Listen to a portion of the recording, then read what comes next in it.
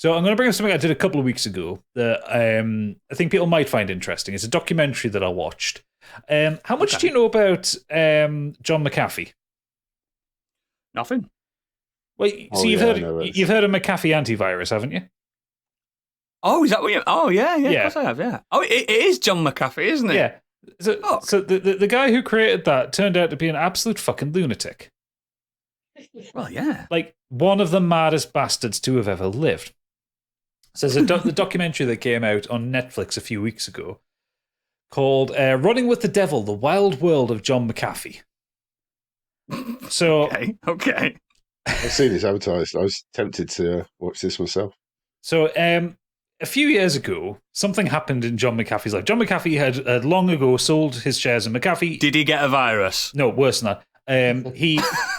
very rich man. He moved to Belize. He took all the drugs in the world, shagged all the women in the world, shot all the guns in the world, that kind of thing, yeah? I like him. Until one day, his next-door neighbour turned up dead. Very dead. The kind of dead where no, John, what have you done? The kind of dead where he died peacefully in his sleep from 4 gunshot wounds, that kind of dying. John, no, not you, no. Well, naturally speaking, because this man they had disagreements with each other, and the accusation was that the neighbour had poisoned John's dogs because John. No, why am I laughing at? John would let his dogs run because he had a beachfront property. John would let his dogs just run on the beach regardless of whoever owned it. So naturally, John was quite the suspect, and he went on the run. Because that's the sensible thing to do. No, that's what you do that means he's more than it's more than a suspect if he's running. So John and his 18-year-old girlfriend at the time. John, of course, John was in his 60s at the time. No, they went to ground, but John felt like he was being railroaded by this investigation, and that the whole world thought he was guilty. So, in a moment, I don't know if it's inspired or full-on idiocy, he reached out to Vice, the website. Oh yeah, those journalists that take drugs and rate them out of 10. Yeah, and love those guys, and invited them to come and join him while he was on the run to document his side of the story. Oh my god! Don't tell anyone where we are, though.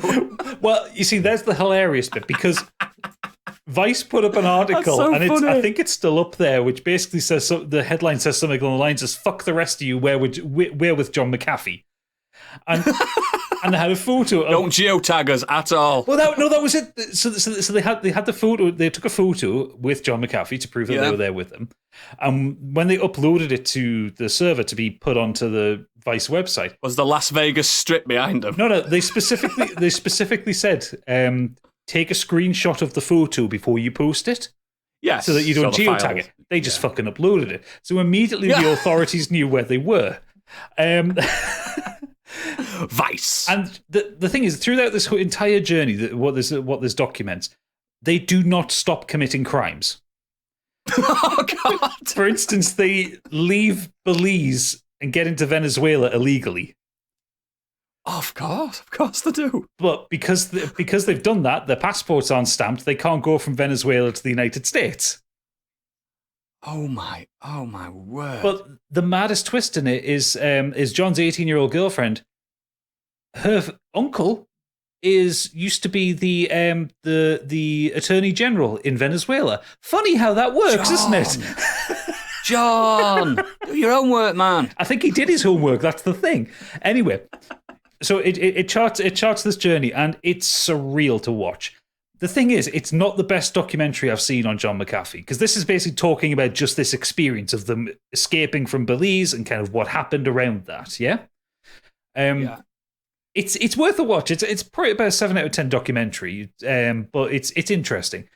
Is it one of them where you watch it and then you do your own research, and your own research is better? Yeah, because there was another documentary that came out in 2016 before John McAfee died. John McAfee died suspiciously in a Portuguese prison about 2 years ago. Bullet holes in his head. I don't know, but it apparently very suspect. This was also after John McAfee had ran for president. Yeah, wow. The Madman. Wow. But the other documentary is called Gringo, The Dangerous Life of John McAfee. That was done in 2016. And that one's a more complete story of his life and just the really... He's basically what Hunter S. Thompson wished he was. No. He wished he was Hunter S. Thompson. He was doing the crazy shit. Other way around. Hunter S. Thompson got away with the shit. Yeah. But yeah, John, I mean... so good. These two documentaries, Gringo and Running with the Devil, The Wild World of John McAfee, are definitely worth watching. The newest one is more just documenting one journey and the kind of the weird shit that happened around it. Because the worst part about it was, like, they documented all the stuff, they filmed all the stuff, and then Vice declined to publish the article. Because accessories to murder, that's why. Well, because of the amount of crimes they'd committed in the process of getting this story. Because journalists don't have immunity from crimes while they're documenting something. No, they got in trouble about 5 years ago when they were testing heroin and strengths and stuff, and then they were like, if you release that, those people are going to prison. Yeah, and they still released it, and they all got in trouble. But yeah, Vice, they're rebels. Yeah, if you just want to see something kind of like where things escalate in the weirdest possible ways, it's worth a watch. He fakes a heart attack at one point to get out of a siege from the police. Oh wow! Wow. So yeah, that's so good. Yeah, running with the devil. Weird documentary, but it's worth a watch.